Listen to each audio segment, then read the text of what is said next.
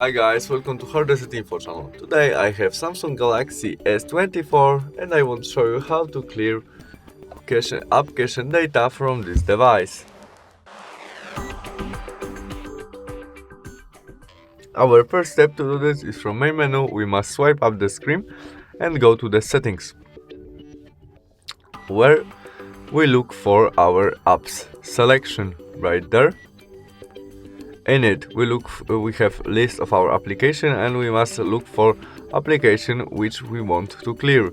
In my case, maybe calendar application. There we scroll down to storage and there we have icon to clear our cache, and we press there and we clear our cache and clear data, confirm by delete, and we clear data too.